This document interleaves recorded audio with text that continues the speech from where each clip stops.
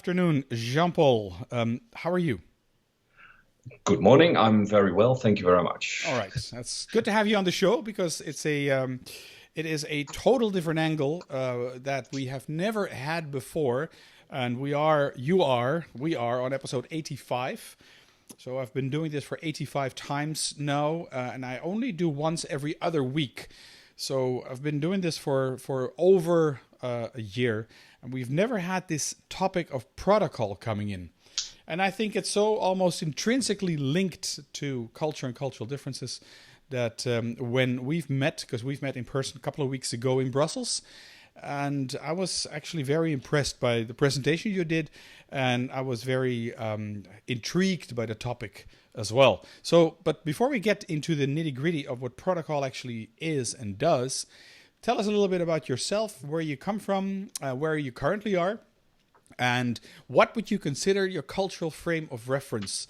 Now, this question has like 5 questions in one, so I'll give you about 10 minutes and I'll go and get myself a cup of coffee. Go ahead. Excellent. Well, thank you very much for being on the show. I'm very pleased to have been asked by you. My It's pleasure. also very good to know that this is the first time the subject of protocol is actually discussed on this podcast. Which is a bit too late, I think, of course, but I think it's a good thing that in the end this is Okay. a Yeah, yeah. subject. I totally agree with you that protocol and cross-cultural communications are very much linked together. Although it's not my expertise, cross-cultural communication, I do have gained a lot of experience in this subject in the last 20 years that I've been doing this. My name is Jean Paul Wyers. I am Dutch. I'm living in The Hague. I studied at the hotel school The Hague here. Originally from the south of the Netherlands, very close to the Belgian border. But I moved here to The Hague because of my study at the hotel school. And during the study at hotel school The Hague, I actually started my company, which is called Protocolbureau. We were working in catering, and at one time we were working at a very prestigious event. And that's how I got into contact with protocol, and I immediately thought that's a very interesting subject. I would like to make my profession out of it. Well, apparently I succeeded because it's now 20 years further. I'm still Yeah, apparently. Yeah. Sometimes you have to be careful what you wish for because you might actually get it. So your words carry power. Your words have power. So what is the trigger with protocol? No. Let's do one step first. Define protocol first because then we know what we're talking about. Yes, I think that's a very good question because most people associate protocol with royal families or etiquette, and that's Exactly. actually it's a bit true, but for the most part, it's a confusion. It's not really true. The official definition of protocol is how meetings with dignitaries are organized. So protocol is much more about the logistical aspects of a meeting between two people or between a group of people. Whereas etiquette is more a set of rules of behavior. For example, etiquette can be applicable in formal and informal situations, so it can apply to your personal situation as well. And protocol is only used when officials get together. So no one uses protocol when they celebrate their own birthday, for example. Okay. Protocol has been aligned in the Conference of Vienna in 1815. For the first time, and the rules are more or less the same ever since, and etiquette is a subject that constantly changes as society changes. That's why books about etiquette are constantly being written, and protocol books have been more or less the same ever since. Okay. Could you then say that, because indeed that was a thought that was on my mind, describe the difference between, I've written down good manners, etiquette, and protocol. So protocol is with dignitaries, and etiquette is something you can do online and offline, or in private life and official life. Is that what it is, more or less? Yes, that's true. So protocol is more the personal aspects. So your behavior. Do you open a door for someone? Do you pull a chair for someone? Do you use the right words to be kind to someone? And this applies in a formal situation, but in an informal situation as well. Whereas protocol is the method, the way we actually meet each other. So this this is not very useful in a personal situation. But for example, we use the method of protocol when we have a meeting with officials. Of course, let's say there are 18 officials. They all have to sit at one table. There might be a discussion who sits in the middle of the table, because the middle of the table is the best seat. It's the easiest way to get to be heard. So everyone wants to be seated at the middle of the table. And then protocol gives us a reference tool, an objective method to guarantee that we have a way to determine who sits at chair number 1 and who sits at chair number 2. So it saves actually a lot of time. So I'm sure you're going to talk about the Donald Trump, because in terms when it comes to officials and dignitaries, I think he has written his own book on this kind of stuff. So you just mentioned, but I want to come back to that example that you gave about sitting at a table. So the center, the head of the table or the center of the table, is that then automatically for the president in this case, or for the king, or for the highest ranking officer? Well, it determines who is the highest person in the room. That can be the king or the president. But let's say if there are 15 presidents in one room, exactly, then it's going to be more difficult to determine who is going to be at seat number 1. So even then, protocol has a standard or a set of rules to determine to limit the discussion and to determine very easy who has the honor to sit at chair number 1. Well, one important rule is what we use in protocol is who's hosting the event. Okay. So if you have the role as a host, then of course you are sitting at the middle of the table. And then all presidents are considered to be equal, for example. So how do you determine a rank among presidents? Well, very common in protocols that we look at seniority. So who has been president the longest gets more seniority than the president who just arrived. So would that then in practice mean that, for instance, Robert Mugabe, who was president of Zimbabwe for 500 years, would have a higher ranking than, let's then mention the name again, Donald Trump, as being the recently inaugurated American president? Exactly, yeah. And would that... Okay, now I was going to ask, would he accept that? But you don't know that, of course. I mean, that's a silly question. I would like to come back to some of the protocols indeed that the American president maybe has violated or not, because I'm no doubt you have excellent stories about this. But a couple of things, a couple of steps back, we have had, and that means the Netherlands, the Dutch. You're Dutch, I'm Dutch. So when I talk about we, it's the Dutch. We have had a queen. We have had a queen. Her name is Queen Juliana. And she passed away, but she has been a queen, of course, for a long time, being the highest ranking in the Netherlands. And I think one of these things, and so is this etiquette or is this protocol? You are not allowed to turn your back to the queen, right? So when you would walk up the stairs towards the queen, then you would wait until the queen addresses you, and then you would reply kindly back. And when you've said your thing, you say your byes, and then you do not turn your back on the queen. So you walk back the stairs backward. And I know this is maybe urban legend. I know that this Queen Juliana of the Netherlands at that time said, no, don't be silly. I want you to turn around, because if you walk the stairs backward, it's dangerous. So she was more concerned with the safety of her guests than with, well, is this etiquette or protocol? What is she violating here or changing? That's a bit of a gray area. I think on the one hand, you could call this etiquette. On the other hand, you could call this protocol, because this is maybe it's an etiquette rule that's only been used by the royal families in Europe. Actually, the rule doesn't exist anymore for a very long time, and it doesn't even exist anymore officially in the United Kingdom. I think the monarchy of the United Kingdom is where we all look at. So if they change a rule, that's more or less when the entire world changes a rule of protocol. Okay.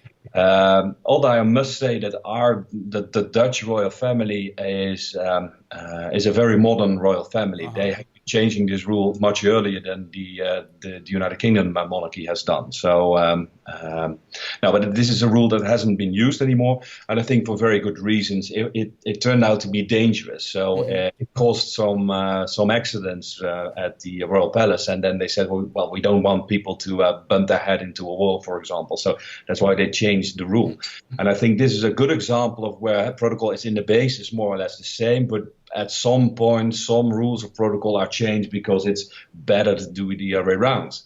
And for example, the abdication of our king, which is a tradition, the abdication of our queen, which is a tradition in the Netherlands, has now been copied by the Belgian king and the Spanish king. So there you see that monarchies are actually adapting to the modern world. So protocol does change a little from time to time, but not as much as the rules of etiquette. Okay, so protocol is more fixed, and etiquettes they seem to change over time. You mentioned very quickly Vienna 1815. Yes. Who were there? Who determined what happened there in 1815? Well, the Treaty of Vienna, which was signed after the Conference of Vienna in 1815, determined the new borders in Europe.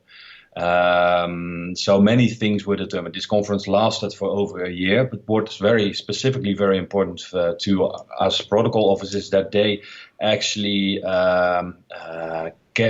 describe the basic protocol rules. So the beginning of the conference was a bit chaotic, and there were some arguments about which way to organize the conference. And then they said, well, next time we come together with such a large group of officials, let's come up with a set of rules to determine how we actually supposed to meet. So the rules about the presidents of countries. For example, all countries are considered to be equal. And if you have to determine a president among countries, then this is done by alphabet or by seniority. Right. There are even stories about the problems that were about the time of arrival for a meeting. So the most important person arrives as last. And well, this story is not said to be really true, but it's a very nice story to tell. So, but they had an argument about which of the 25 delegation has the honor to arrive as last in the room, and they couldn't come up with a solution. So they actually built a room with 25 doors. So every delegation was actually there, was able to enter the room together. And this is a very, very good example, even though it might not be true, but this is a very good example why protocol can be so efficient and can prevent us from doing things like this. Right. Okay, that makes good sense. In terms of going back in time, 1815, were there any currently significant countries that were not present there, and that sort of in a way, well, maybe forcefully had to adapt these or adopt these kind of protocols? I'm not a specialist in what happened during the conference of Vienna 1815, only about the protocol rules at that time. So I'm unable to answer that question, I'm afraid. Okay, all right. You mentioned the royal family, and if I say the Queen, there's only one, the Queen, which is the British Queen, and I think they did that really nicely, claiming that name of having the Queen. Is that the norm that you use in your profession as protocol? Are they the standard? No, I'm Dutch. I'm located in The Hague. So for me, the Dutch royal family is the royal family we actually look at. So if they change a protocol rule, then we follow. Okay. But of course, in the entire world, the English royal family is a very visible royal family, and they change a protocol rule, then most of the world takes notice of it and actually follows them. So right. Could you indicate one? You say that etiquette's changed faster, protocol changes slower. What is the biggest change when it comes to protocol since 1815 to now? Well, a good example is the corporate world, for example. So there's an official president's list. Every country in the world has an official president's list. So which official ranks higher than which other official? Within the country? Within the country, yes. So every national, there's a national president's list in every country. Belgium has it, the United Kingdom has it, Netherlands, they have the same list. And all the officials are on that list, but people from the corporate world are actually not on the list because they didn't play an important role in 1815. But nowadays, of course, the chairman executive officer of Shell, he represents so many people worldwide. So this is, of course, an important a person of great influence and a person that should be considered in the protocol. So they had to come up with some kind of rule to take them into consideration as well. And if you look at the royal weddings in Europe, there have been many in the last 20 years. You see that the chairman executive officers of the largest companies in that country are always invited and are always granted a certain seat within the seating plan. Okay, so that is something that's been added in a way. That's a big change, yes. Yeah. Okay. And what do you see what do you see happening in the future? Foresee happening in the future in terms of protocol changing? Well, the big change in protocol now in the last 5 years is that we look much more at the purpose of protocol. So if it's logical to use the rules of protocol, so if it actually contributes to our goal, then protocol is considered to be a good thing. But protocol merely for the reason of making things more formal or more prestigious, that's a protocol that's being discussed a lot at the moment. Okay, all right.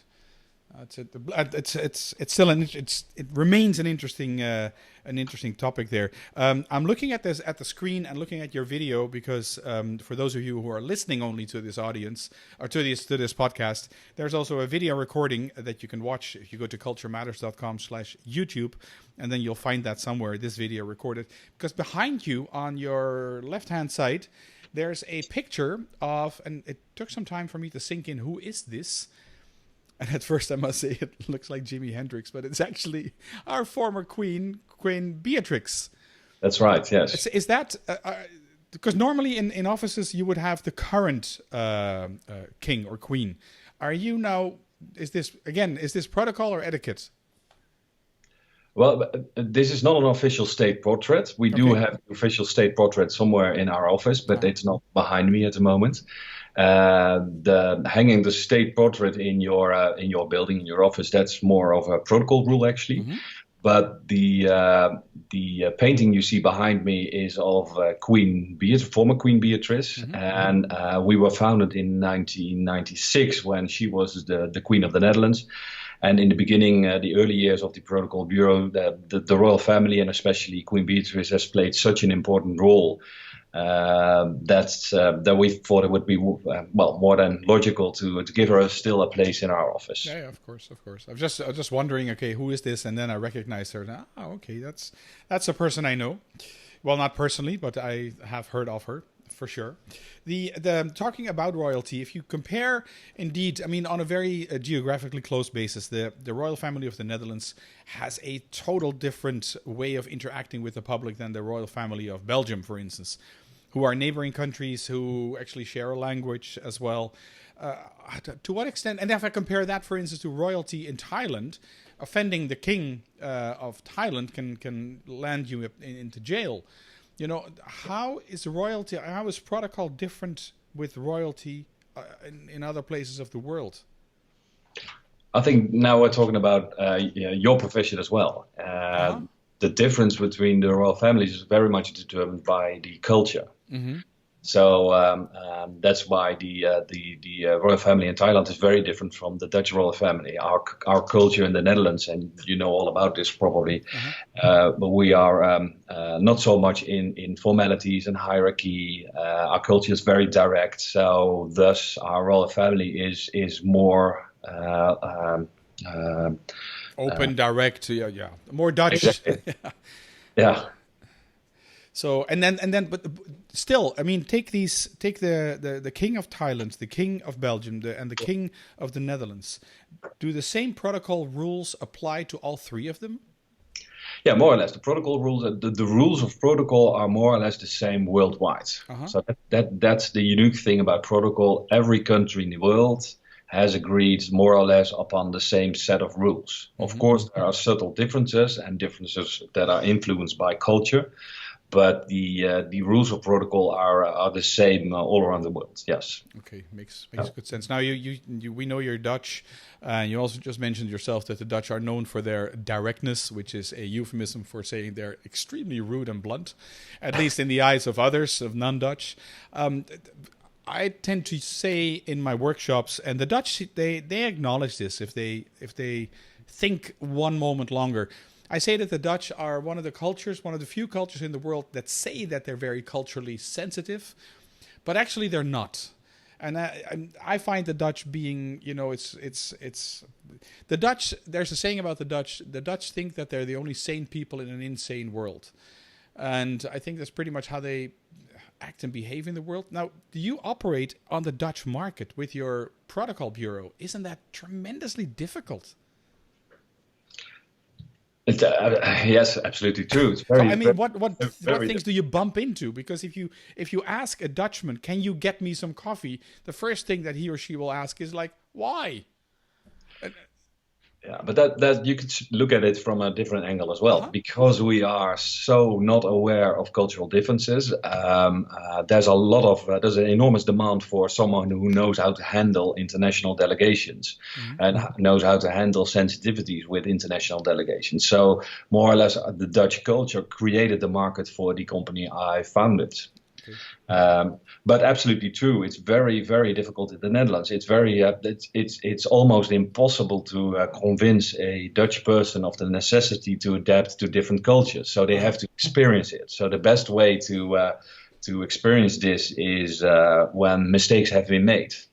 So when a large mistake has been made, the next time they will come back to me. Well, you must experience exactly the same. So, but I do agree. I think about it exactly the same way. We Dutch, we think we're very international, and we have a lot of. We point at the countries around us when they make mistakes about cultural differences, and we're not aware that we make exactly the same mistakes. Exactly. So we wag the finger. We wag the finger, Jean Paul. Absolutely. Yeah. So what's an example of something that went wrong, after which they came to you and say, "What's going on here?" Well, as an example that I used a couple of weeks ago when we met during my lecture, there was a Dutch company and an Italian company, and the Dutch, they thought we really want to sign the deal with the Italians. So let's not waste too much time in having an enormous lunch. We'll serve them, that's this typical Dutch sandwich with cheese and a glass of milk. That's what we traditionally have during the lunch. God, no. The Italians, they thought, well, this is the most terrible food you can actually serve someone. They are indirectly saying to us, we don't want the deal. So that's a very good example where cultures totally clashed. Yes. And a second example is when the CEO of a Dutch company went to London to talk about a merge, and the Dutch CEO was actually welcomed. He drove in a car, so the car stopped in front of the head office. The car door was open, the front door was already open, and the lift was waiting to bring him upstairs. So within 2 minutes, he was actually upstairs in the office of the other CEO. At the same television program, you saw the visit the other way around. So the British CEO visited Amsterdam, and he wasn't wearing a suit; he was wearing a sweater. Okay. He apparently he wanted to adapt to the Dutch culture, so be more informal. Yeah. And then his car stopped in front of the Dutch head office, and there was no one to open the door of the car. And the front door of the building, it was in the evening, was actually closed. Okay. So that's the different ways of approaching these things. We Dutch, we do not think that formalities and doing it in an indirect way is very important. So it's either your job there in the Netherlands is either very rewarding or very frustrating. There's no middle. There doesn't seem to be a real middle. Okay. Yeah. So now in that situation, take the Italian-Dutch example and take the British-Dutch example. If I would come to your company, Protocolbureau in The Hague, how can you help me? Well, we don't deal with cultural difference matters. No. I bumped my nose, and I've got another deal going on with Italians, and this time I want to get it right. So how can you help me then? Yeah, what we deal is with high delegations. This can be delegations from government organizations or from the corporate world. So for example, you're responsible for a delegation who visits the Netherlands or the other way around, and you want to make sure not to make any mistakes in the way you welcome those people at the airport, or the transport that's been arranged, or the kind of transport, or how many cars, or the way the greeting procedure is actually arranged when they arrive at the building where the meeting takes place, or how people are introduced, or how seating arrangements are made, or what kind of presents to give. So all those little details, they all contribute to the success of the meeting, and that's what we specialize on. Our focus is on the way the meeting is being organized, so our clients can actually focus on the content of the meeting. Okay. And are there then, because now you're coming from the knowledge or the agreement that has been made in Vienna 1815, well, more or less, adapted to nowadays norms and standards. But I can imagine if say, the American president comes, he's going to give you the protocol rather than you giving him the protocol. Or is that not the case? No, that's as I said, the rules, the basis of protocol is more or less the same, but the application of protocol is different every time. A small example, a first row is never the same. Some rows have 10 seats, some rows have 8 seats. It's always different. The guest list is always different. So you always have to improvise. So in the application of protocol, there's always room for improvisation. And this is especially the case because we don't only work for government organizations. We also work for the commercial world. We even work for dance events and fashion shows. And those organizations are not binded to the rules of protocol as much as government organizations. The only reason they actually use protocol is to achieve their goals. Right. So then we have to improvise even more. Okay. For example, a fashion show is a very good example of all fashion shows use protocol, but they never use the word protocol because it's not very, it's not efficient. Yeah. But the word is not very common within their world. But they want to make sure that either the press or the people potentially buying the collection, the new dresses, they want to make sure that those people actually sit at the first row, yeah, and not any other people, because the collection, the couture has to be sold. Yeah. And afterwards, during the reception, you have to make sure that the fashion designer, more or less by accident, but this is not the case, of course, this is being arranged, but that the potential buyer of the dress and the fashion designer actually meet at the reception afterwards. So the potential buyer can say, please reserve me this dress. Mm-hmm. In the Netherlands, most of the fashion designers are very small companies, and investing in a whole collection of new couture costs a lot of money. Yeah. They literally go bankrupt if they don't sell at least 50% of their collection before the people go home after the fashion show. So protocol, first row, and meeting them afterwards is essential, it's crucial. Yes. Yeah, and from the outside, it has to look like one big informal party. So it doesn't look like a protocol official occasion. Right. So that's one of the other aspects of protocol. If protocol works really perfectly, no one is aware of the fact that there's actually a protocol going on. Yeah, that's like wearing makeup. Makeup should look like you're not wearing makeup, and you should be there not being there. Exactly. In a way. Okay. Yeah. The big success we've had in the last years, especially in the last 5 years, is applying protocol to various situations. So not only to formal situations, but at fashion shows, even at dance events, at networking dinners. So the method of protocol, which is used to translate the goals of a meeting into an effective networking meeting or fashion show, whatever, that's proven to be extremely successful. And as I said before, the kind of product that's used to make an event more formal, that's not a protocol that has been grown a lot in the last years. Okay, all right, that makes a good sense. If you work from a Dutch base, can I knock on your door if I would be an Italian or whatever, a German or an American company wanting to do business with the Dutch? Can I say, okay, tell me how I can get this deal or how to organize myself so I get to stand the best chance of success? Of course, yes. Yeah. We've been dealing with cultures a lot. So 2 times a year, we actually organize a protocol training in Brussels. And this training is being given in English. And this training is not followed by Dutch, but it's followed for the majority by people from all across Europe and even the rest of the world. So we just finished this training last Friday.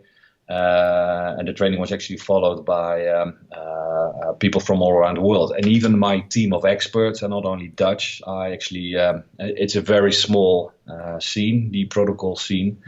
So I actually work with protocol trainers from the United Kingdom, Portugal, France, Belgium, and the United States of America. So yeah. Okay, that's interesting.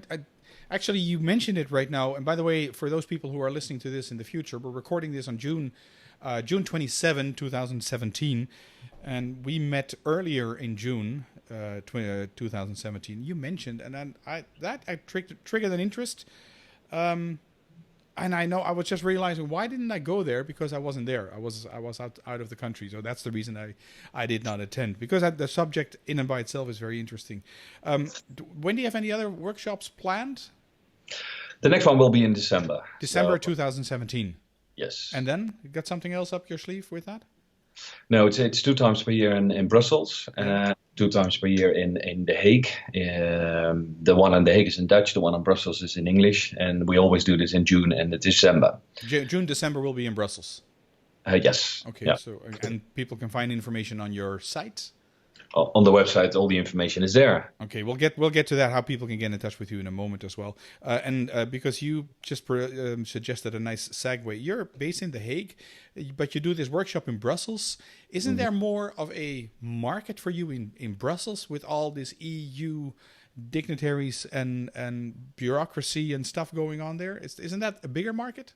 It's much bigger than The Hague, yes.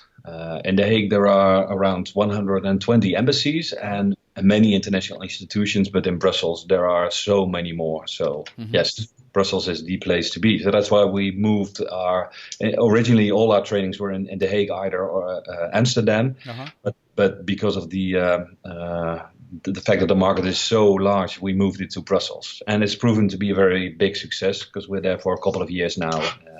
So yes, you're absolutely right. Okay, just curious. All right. What are my other questions? I have another one, which Is there a country which country is the most protocol minded? Which country is the easiest to work with or love protocol? Are those the Germans because everything is square there, or is that not true? Well, in general.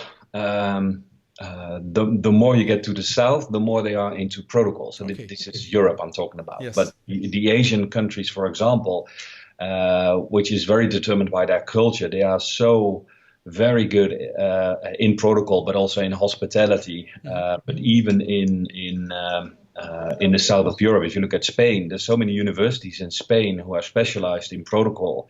So this is a very common subject in the south of Europe, and it's very uncommon in the north of Europe. Okay. So we're the first protocol schools in the Netherlands. Oh, really? Yeah. Okay. Well, the only one, and well, we're probably going to stay the only one because the market is not very not as big as it is in for example, in Spain. I think every major city in Spain has its own university, or perhaps only a faculty. But there are many places in Spain where you can actually study protocol. There are no universities in the Netherlands where you can study protocol. Interesting. That was what I was thinking. In the Dutch universities, you can choose any direction you want. You can put it together yourself. You're saying they actually overlook this item. This, goes to show to some extent that we just are not very official and not very rule bound, or protocol bound, I guess. Is that true? Well, yeah. Absolutely true, but it's not a bad thing. I think the informal way our cultures are, and we're not the only one. It's us with Scandinavia and Germany. It's not a bad thing. It has advantages as well. And the big advantage of our culture is that we have been forced to think about the purpose of protocol. So why is protocol an important subject in the 21st century?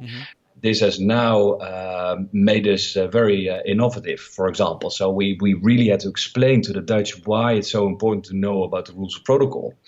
That's why we often do not use the word protocol when we talk about networking or strategic relationship management, for example. Smart, yes. Yeah.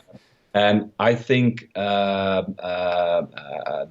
if you want to organize an effective networking meeting, the the method of protocol is very useful. Protocol ensures that people actually meet. So you can actually increase the number of meaningful encounters by using the method of protocol.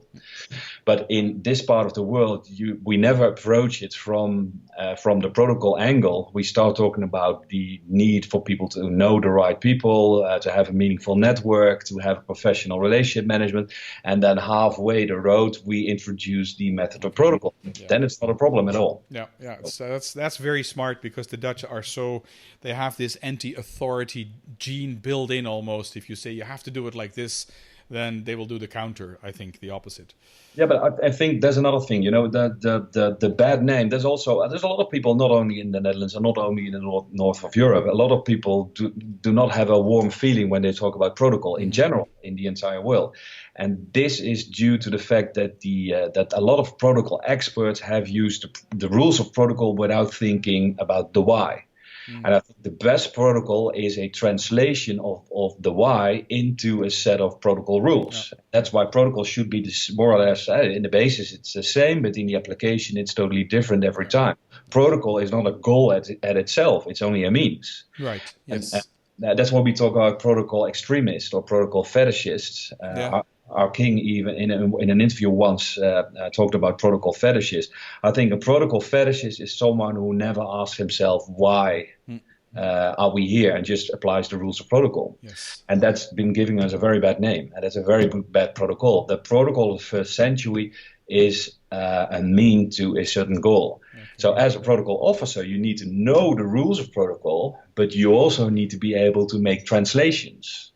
And this is why our profession has become more difficult in the last 5 years, because the translation part has become so much more important. Yep. We have to be much more flexible. And in the old days, of course, it's very easy to apply the same rules every time. Yeah, it makes very clearly put. That sort of seals the deal as far as I'm concerned. I'm looking at the time as well. I find this a very fascinating subject. 36 minutes in recording. And I tend to leave the interviews around 30 minutes, but like I said, I'm intrigued by the topic. So I'm going towards the end. I have 2 questions for you. I prepped you for one of them already. Can you give us and the audience 3 more tips to become more culturally competent, please? But you asked me this question before we started, so I actually wrote down a couple of sentences. Now, that's nice. My experience, to my experience, it's experience. So if you have dealt with cultures in the past or you lived abroad, that's a very strong basis. Cultural differences are very difficult to grasp if you never encountered them. Mm-hmm. I think all cultural difference experts use the iceberg, and only the tip is seen and the rest is below the surface. So experience is a very important one, and experience creates awareness, which is very important as well. But in my profession, it's all about preparation. Okay. So would that be your second one, or is that still part of number 1? No, well, I was already at number 3. Oh, so I'm sorry. Okay, so number 2 would be awareness then. Yes, number 2 is awareness. Number 3 is preparation. Okay. So how do you prepare then? I mean, the rules of protocol are fixed, more or less fixed. How would you prepare? Well, there's a term in protocol which is reciprocity. Mm-hmm. So in advance, we look what's common in the other country or what has been done in a previous visit, and we actually copy. Or to put it in another way, we try to manage expectations. Yeah. So all these little details are discussed in advance, not between president and president or between CEO and CEO, but on a much lower level. So on my level, for example, event management or protocol officer, we actually ask, we are thinking of giving this present to the president. Right. What is the present you are actually going to give us? And do you think he will like this present? Yeah. We're going to make a seating arrangement like this. Do you think that's going to be a good thing on your side? Is everyone considered in this seating arrangement? Right. So that's how we actually go from detail to detail and prepare every aspect. Yeah, that makes good sense. All right, we have experience, creating awareness, and then prepare.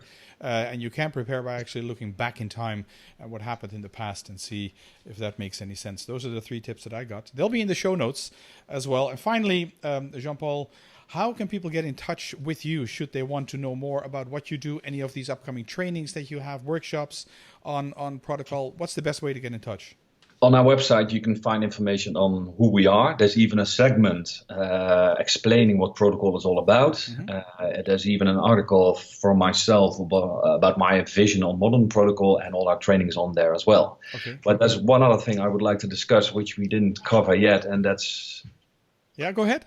You're looking at me. No. President Trump. Yes. Oh, that's true. Oh, yeah. He's the one I haven't crossed out yet. Before we do the President of America, what is your website? It's protocolbureau.com. And how do I spell protocol? Is in Protcol, and then bureau. Bureau. bureau.com. Yes. Okay. All right. That'll be in the show notes. And I'll mention it once again in the outro as well. So, all right. For the bonus, let's talk about Donald Trump. I would like to formally thank President Trump for his new way of approaching the protocol at the moment. I have never had a time where I had to give so many interviews. So the subject protocol has had a lot of publicity in the last 6 months. He's only been there for 6 months. That's a really good thing. So thank you very much, Mr. President, for that. I am, of course, amazed by the way he approaches certain things. And I do not always agree with him. Although I must say certain things are changed by him and will never go back to the old way. So he is renewing the protocol as well. So what's an example of something that Donald Trump changed? I think a very good example was his meeting with the Chinese president. He had insulted the president a couple of times, and then he invited the president not in Washington, D.C., but at his golf resort in Florida, which gave him the opportunity to not be forced to do all the normal rituals as a state banquet and a visit to the parliament, but he was able to spend the entire 2 days with the president at the golf resort. Yeah. So from a perspective of wanting to bond with the president of China, this was a very sensible, a very good choice, I think. Yeah. Okay. Even though Donald Trump gets criticized about everything, but actually you're giving him a compliment here by doing this and taking this out of the official realm and putting it more in the unofficial realm. And then... Well, let's be very clear. I'm not a fan of Donald Trump, but we have to approach this from an objective way. So he doesn't only make mistakes. So there are some things that are really adapting to our current society and our current time. So okay. Yes. Fair enough. And then the one last thing I'd like to get your opinion on, since we're talking about Donald Trump here, is the incident whereby he pushed away what country was it? Yugoslavia, Serbia. No, it was the Prime Minister of Montenegro. Montenegro, okay, close in that area, geographically at least. He pushed away the president of Montenegro in order to get in front himself. What do you think of that? Is that another one that you think, oh, wow, that's amazing? Well, the way he pushed away the Prime Minister is not the way to do it. It's not the way to approach it. It's very, very unfriendly. So from an etiquette point of view, he didn't do well. Mm-hmm. But the representative for Montenegro is a prime minister, and Trump is a president, which is a head of state. So he's officially ranked higher. And on an official photo, there's always a certain order, and this means that the heads of states are always lined up in the front, and the prime minister's in the back. So it was his right to walk all the way to the front. Right. Okay. But the way he did it, it's I told you I was in Mexico last week and was watching some CNN International, and they were actually showing the journalists, the press critiquing Donald Trump on how he did this, and then there was a panel of Republican voters voting for Donald Trump, who actually just all thumbs up for how he did this and what he did. So it just depends on what side you're on, I think. So he was in his right, but the way he did it was a bit rough. Well, let's be honest. We didn't talk about that moment. No one. So the only press coverage of that moment was about the push of Donald Trump. Exactly. So from that perspective, it was a very bad thing. Yeah. He didn't achieve his goal. So he got bad press again from the majority of the press worldwide. So I would not recommend him to do it the same way next time. So it's not a good thing. But officially, he was the head of state, and the other one was the prime minister. So it was his right to move to the front of the picture. Okay, all right. As a Yeah. I'm forced to inform you about the official protocol at that moment. So that's why. All right, excellent. Okay, we just got that out of the way as well. Let's draw to a close here. So I always start out with an empty sheet of paper, and mine is just scribbled full with notes and stuff, as you can see here, with questions that come up as we talk. So I want to thank you a lot for at least having met you and having seen your presentation as well, but also, of course, being on the show here with Culture Matters and talking about protocol, etiquette, and what the difference is and how to use it and how to benefit from it and how you can be of assistance to that. So thank you very much for coming here, being here, and I'm pretty sure we'll bump into each other in the future. Thank you. Thank you for inviting me.